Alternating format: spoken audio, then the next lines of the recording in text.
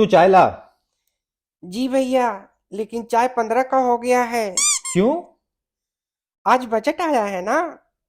तो क्या हुआ? दूध चीनी सब तो तुम पहले से लाया होगा।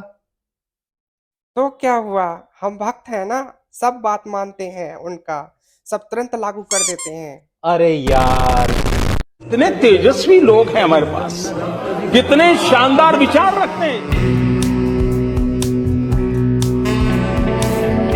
फाइनेंस मिनिस्टर निर्मला सीतारमण ने फरवरी 2023 को यूनियन बजट 2023 पेश किया, जिसमें उन्होंने rural sector, social sector, infrastructure creation और मिडिल क्लास पे बहुत ज़्यादा फोकस किया है।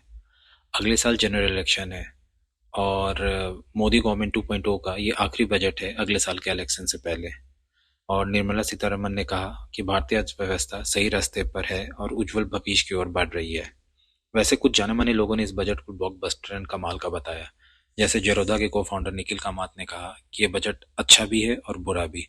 Sunil Nair, managing director Soni India, ने कहा कि ये बजट काफ़ी प्रोग्रेसिव और ग्रोथ ओरिएंटेड है। Shishir Baijal, chairman and managing director Knight Frank India, ने कहा कि ये बजट बहुत ग्रोथ ओरिएंटेड है। Abhijit Roy, MD and CEO Berger Paints, ने कहा कि ये बहुत अच्छा बजट है, one of the great budget and अभी तक का इस गवर्नमेंट का सबसे अच्छा बजट है। अब बात करते हैं टॉप 10 टेक अवेज। इंडिया 7% के ग्रोथ रेट से बढ़ेगा। पर्सनल इनकम टैक्स स्लैब को रिड्यूस करके 5% पे कर दिया गया है और टैक्स एग्जेम्पशन 7 लाख तक लिया जा सकेगा। कैपिटल एक्सपेंडिचर 2.40 लाख करोड़ का इंडियन रेलवे को दिया गया है। पीएम आवास योजना को इंक्रीज करके 79,000 करोड़ का कर दिया गया है।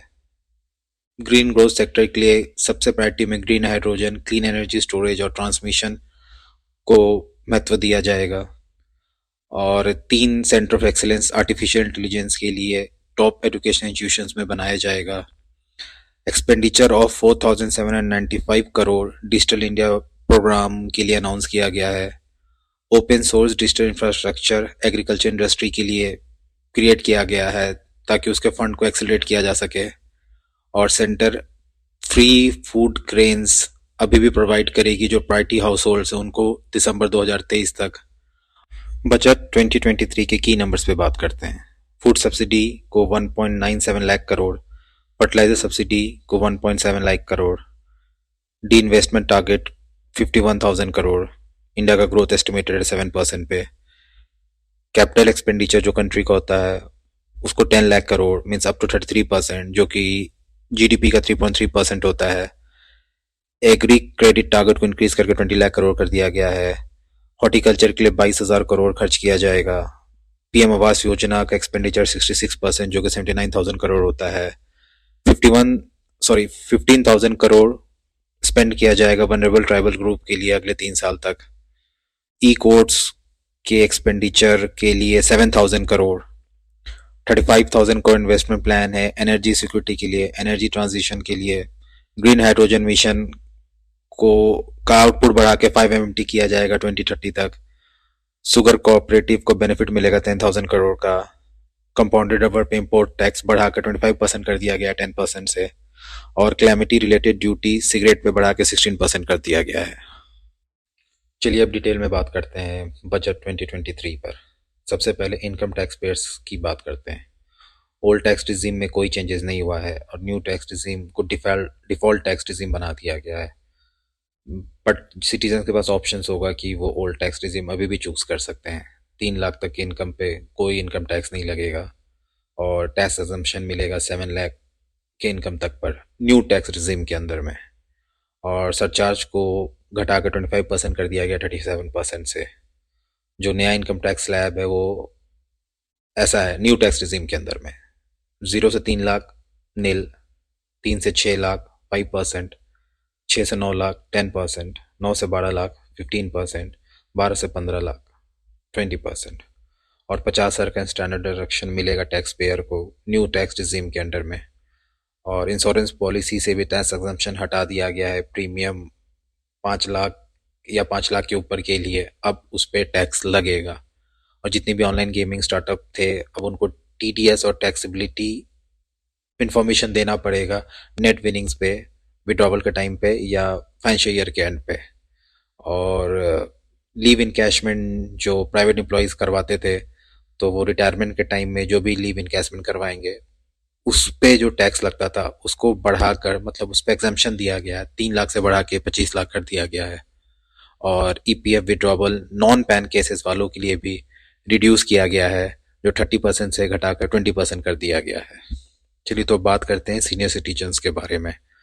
तो बहुत अच्छी न्यूज़ उनके लिए, जो उनका मैक्सिमम परमिशेबल इन्वेस्टमेंट लिमिट था कि वो कितना इन्वेस्ट कर सकते हैं, उसका जो लिमिट था सीनियर सिटीजन के लिए, उसको भी इनहेंस कर दिया गया। 15 लाख से सीधा दुगना कर दिया गया 30 लाख पे, और जिस पे उन्हें 8% के हिसाब से पर एनम इंटरेस्ट भी मिलेगा, और वो इंटरेस्ट क्वार्टरली पेड होगा। और साथ में जो उनका POMIS post office monthly income scheme था, उसको भी बढ़ा के 9 लाख कर दिया गया है 4.5 लाख से। और in case of joint account उनका जो भी होगा उसमें भी बढ़ा कर इन्वेस्टमेंट 9 लाख से 15 लाख कर दिया गया है। और इस पे जो इंटरेस्ट रेट मिलेगा वो 7.1% पर एनम मिलेगा। अब देखते हैं क्या सस्ता हुआ और क्या महंगा हुआ। क्या सस्ता हुआ? Mobile phones, TV, camera parts, lab grown diamonds. Lab grown diamonds इसलिए भी क्योंकि गवर्नमेंट इसके प्रोडक्शन को इंक्रीज़ करने के लिए अगले 5 साल तक किसी एक IIT को इसका ग्रांट, रिसर्च डेवलपमेंट का ग्रांट देगी। मछलियों का चारा, मशीनरी फॉर लिथियम बैटरीज और raw material electric vehicle industry के लिए सारे सस्ते हो गए। क्या महंगा हुआ? सिगरेट्स, सिल्वर, कंपाउंडेड रबर यानी कि रबर के बनाए हुए सामान, इमिटेशन ज्वेलरी मतलब आर्टिफिशियल ज्वेलरी, ऐसे आर्टिकल्स जो गोल्ड के बने हुए हैं, बाहर से मंगवाया bicycles, toys, part of toys, imported kitchen, electric chimney, imported luxury cars, electric vehicles, ये सारे महंगे हो गए। अब इनडायरेक्ट टैक्सेस की बात करते हैं। क्या चेंजेस हुआ? कुछ सिगरेट पे 16% टैक्स की बढ़ोतरी हुई है। मार्च 2024 तक निर्माण शुरू करने वाली नई कॉपरेटिव्स को अभी भी 15% लोअर टैक्स रेट देना पड़ेगा। कच्चे तेल की रिसिन पर कस्टम ड्यूटी घटा के 2.5% किया गया। चांदी के बार्स पर इंपोर्ट ड्यूटी को बढ़ा दिया गया है, इसे सोना और प्लेटिनम के साथ मैच करने के लिए बढ़ाई गई है। मोबाइल फ़ोन के पार्ट्स का रिड्यूस इंपोर्ट ड्यूटी 1 साल के लिए बढ़ा दिया गया है। टीवी प्रोडक्शन को बढ़ावा देने के लिए टीवी पैनल के ओपन सेल पर कस्टम ड्यूटी घटा के 2.5% किया गया है। कैमरा लेंस जैसे कुछ पार्ट्स और इनपुट के इंपोर्ट पर कस्टम ड्यूटी में छूट दी गई है। बैटरी के लिए लिथियम आयन सेल पर रिड्यूस रेट 1 साल के लिए और बढ़ा दिया गया है। अब आगे बढ़ते हैं, रेलवे की बात करते हैं। तो रेलवे को अच्छा खासा बूस्ट मिला है। रेलवे का कैपिटल एक्सपेंडिचर को बढ़ा के 2.4 लाख करोड़ का कर दिया गया है, जो कि 2014 के एलोकेशन से 9 टाइम हाई है। एविएशन की बात की जाए तो एविएशन और रीजनल एयर कनेक्टिविटी को इम्प्रूव करने के लिए गवर्नमेंट 50 एडिशनल एयरपोर्ट्स को रिवाइव करेगी, न्यू हेलीपैड्स बनाएगी, वाटर एरोड्रोम्स को इंट्रोड्यूस करेगी और एडवांस लैंडिंग ग्राउंड्स पे काम करेगी। और साथ में एविएशन इंडस्ट्री को बजट एलोकेट किया गया है 3113 करोड़ का। डिफेंस बजट की बात की जाए तो डिफेंस बजट को हाई किया गया 13% से, जो पिछले साल 5.25 लाख करोड़ था उसको इंक्रीज़ करके 5.94 लाख करोड़ कर दिया गया। और उसमें से 1.62 लाख करोड़ को अलग से यूज़ किया जाएगा न्यू वेपन्स खरीदने के लिए, एयरक्राफ्ट्स खरीदने के लिए, वॉरशिप्स खरीदने के लिए और अलग अलग मिलिट्री हार्डवेयर्स खरीदने के लिए। जॉब्स की बात की जाए तो गवर्नमेंट लॉन्च करेगी प्रधानमंत्री कौशल विकास योजना 4.0, और इस यूथ के इंटरनेशनल अपॉर्चुनिटीज़ को बढ़ाने के लिए, उनके स्किल्स को डेवलपमेंट करने के लिए government 30 skill India international centres की सेटअप करेगी अलग अलग स्टेट्स में।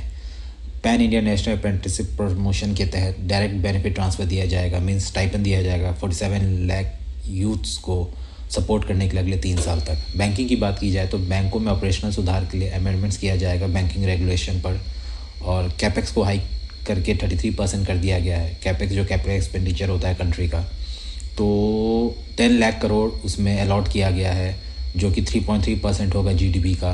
और 10 लाख करोड़ कैपिटल इन्वेस्टमेंट से गवर्नमेंट जॉब क्रिएशन करेगी, कंट्री के ग्रोथ पोटेंशियल पे ध्यान देगी, प्राइवेट इन्वेस्टमेंट्स को बढ़ावा देगी, ताकि वो दुनिया से कदम मिला के चल सके। हर बजट से पहले हलवा सेरेमनी होता है, तो मुझे भी ये बजट पढ़ते पढ़ते भूख लग गया है, तो मैं भी हलवा खा के आता हूँ। तो मिलते हैं एक ब्रेक के बाद। कहाँ जा रहे हैं? आज बजट यार मुझे कुछ नहीं मिला। तो जा कहाँ रहे हैं? भारत जोड़ो यात्रा। मजा आया। अरे आएगा तो मोदी ही। खत्म। Bye bye, tata, goodbye. Welcome back friends. अब ईज़ ऑफ डूइंग बिजनेस से बात करते हैं। गवर्नमेंट इंट्रोड्यूस करेगी dispute resolution scheme Vivad se विश्वास 2 की, जो कमर्शियल डिस्प्यूट्स को सेटल करने के लिए होगा। पैन कॉमन आइडेंटिफायर होगा सारे गवर्नमेंट एजेंसीज के डिजिटल सिस्टम में। सेंट्रल प्रोसेसिंग सेंटर सेट किया जाएगा फास्टर रिस्पॉन्स के लिए कंपनी एक्ट्स के थ्रू। हाउसिंग की बात की जाए तो पीएम आवास योजना के एक्सपेंडिचर को 66% से इन्हांस करके 79,000 करोड़ कर दिया गया है। अर्बन डेवलपमेंट की बात की जाए तो गवर्नमेंट हर साल 10,000 करोड़ खर्च करेगी अर्बन इंफ्रा डेवलपमेंट फंड के लिए, और सिटीज़ को इंसेंटिवाइज़ किया जाएगा उनके क्रेडिट वर्थीनेस को बढ़ाने के लिए, और सारे शहर सारी सिटीज़ को इनेबल किया जाएगा 100% ट्रांजिशन के लिए सीवर्स एंड सेप्टिक टैंक्स का। डिजिटल लाइब्रेरी चिल्ड्रंस के लिए और किशोरों के लिए सेट किया जाएगा। नेशनल बुक ट्रस्ट और चिल्ड्रन बुक ट्रस्ट को रेप्लेनिश करके नॉन करिकुलर टाइटल्स और रीजनल लैंग्वेजेस और इंग्लिश लैंग्वेजेस को डिजिटल लाइब्रेरीज़ में कन्वर्ट किया जाएगा। स्टेट्स को इनकरेज किया जाएगा फिज़िकल लाइब्रेरी सेट करने के लिए पंचायत लेवल पे, वार्ड लेवल पे, और उनको इंफ्रास्ट्रक्चर प्रोवाइड करने के लिए बोला जाएगा ताकि वहाँ के बच्चे नेशनल डिजिटल लाइब्रेरी रिसोर्सेज का यूज़ कर सके। अब डिजिटल सर्विसेज की बात करते हैं। डिजी लॉकर सर्विसेज को एक्सपेंड किया जाएगा।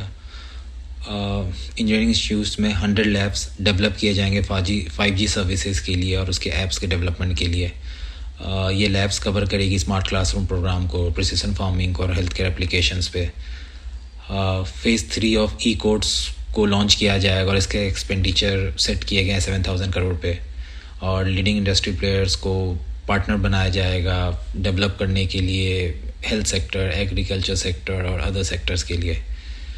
अब एजुकेशन सेक्टर की बात करते हैं तो 3 सेंटर ऑफ एक्सीलेंस बनाया जाएगा आर्टिफिशियल इंटेलिजेंस को बढ़ावा देने के लिए, और ये टॉप एजुकेशनल इंस्टीट्यूशंस में सेट होगा। 157 नए नर्सिंग कॉलेजेस को इस्टेब्लिश किया जाएगा एग्जिस्टिंग 157 मेडिकल कॉलेज के साथ ही। एकलव्य मॉडल रेसिडेंशियल स्कूल को सेटअप किया जाएगा अगले 3 सालों में, और सेंटर रिक्रूट करेंगी 38,800 टीचर्स एंड सपोर्ट स्टाफ को 740 स्कूल्स के लिए जो 3.5 लाख ट्राइबल स्टूडेंट्स को सर्व करती है।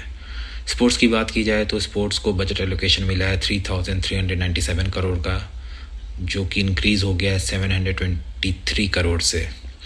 और इंटरेस्ट फ्री लोन जो स्टेट्स को दिया जाता है, 50 ईयर इंटरेस्ट फ्री लोन कहते हैं उसको, वो 1 साल के लिए बढ़ा दिया गया है। अब एग्रीकल्चर की बात करते हैं तो एग्रीकल्चर एक्सीलरेटर फंड को सेटअप किया जाएगा एग्री स्टार्टअप्स को इनकरेज करने के लिए, यंग एंटरप्रेन्योर्स के लिए। डिजिटल पब्लिक इंफ्रास्ट्रक्चर को डेवलप किया जाएगा एग्रीकल्चर सेक्टर के लिए। 20 lakh crore agriculture credit target होंगे एनिमल हस्बेंड्री और डेयरी फिशरीज़ के लिए। अगले 3 साल तक 1 करोड़ फार्मर को असिस्टेंस मिलेगा ताकि वो नेचुरल फार्मिंग अडॉप्ट कर सके। 10,000 बायो इनपुट रिसोर्सेज सेंटर्स की सेटअप की जाएगी। फिशरीज़ को लॉन्च किया जाएगा अंडर स्कीम ऑफ पीएम मत्स्य संपदा योजना, जिसमें एक्सपेंडिचर सेट किया गया 6,000 करोड़ के लिए ताकि फिशरमैन की एक्टिविटीज़ को फर्दर इन्हांस और इनेबल किया जा सके।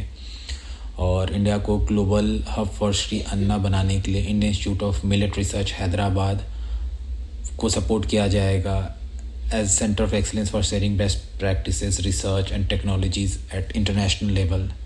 2,516 करोड़ स्पेंड किया जाए कंप्यूटराइजेशन के लिए, 63,000 क्रेडिट सोसाइटीज़ के लिए। 500 new waste to wealth plant under Govardhan scheme सेट किए जाएंगे प्रमोट करने के लिए सर्कुलर इकोनॉमी को, टोटल इन्वेस्टमेंट 10,000 करोड़ के साथ।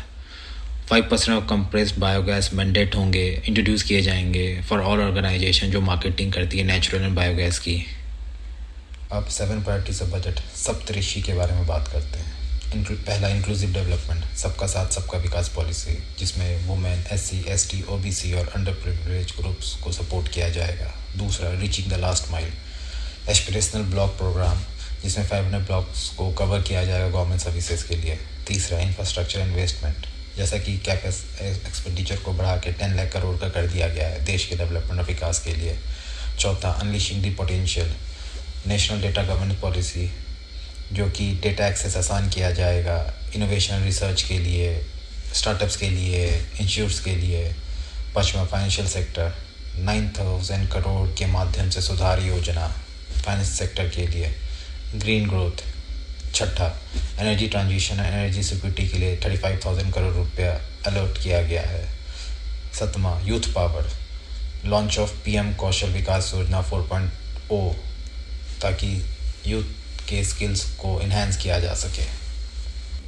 अब ये बजट कैसा है, इस पे बात की जाए तो हर बजट का अपना प्रोज एंड कॉन्स होते हैं, एडवांटेजेस और डिसएडवांटेजेस। बट ठीक है, बहुत सारे सेक्टर्स को बहुत बेनिफिट मिलने वाला है और कुछ सेक्टर्स के हाथ खाली रह गए हैं, जैसे agriculture sector, tourism sector, infrastructure, tax payers को बेनिफिट, मेटल और cement, electric vehicles manufacture in India, green energy, इन सबको काफ़ी बेनिफिट मिलने वाला है। बाकी डिफेंस सेक्टर कुछ खास नहीं मिला, सिगरेट महंगे हो गए हैं, ज्वेलरी इंडस्ट्रीज़ को दिक्कत होने वाला है, ऑयल रिफाइनरी को कुछ भी खास नहीं मिला और इंटरनेशनल कार मैन्युफैक्चरर्स को भी दिक्कत होगी। तो कह सकते हैं अपना एडवांटेज अपना डिसएडवांटेजेस है। बट ठीक है, एक सबसे बड़ी राहत की बात है कि last year salary class people, tax payers को कोई राहत नहीं मिला था, इस बार उस पे काम किया गया है, तो ये बहुत बड़ी बात है। बाकी डिटेल एनालिसिस बजट पे फिर कभी। Okay guys, thank you very much, keep watching our videos and subscribe our channel and share our videos. और अगर आपको अच्छे लगते हैं हमारे वीडियोस तो कमेंट करके बताएं कि किस टॉपिक पे आप डिस्कशन चाहते हैं। थैंक यू वेरी मच, जय हिंद।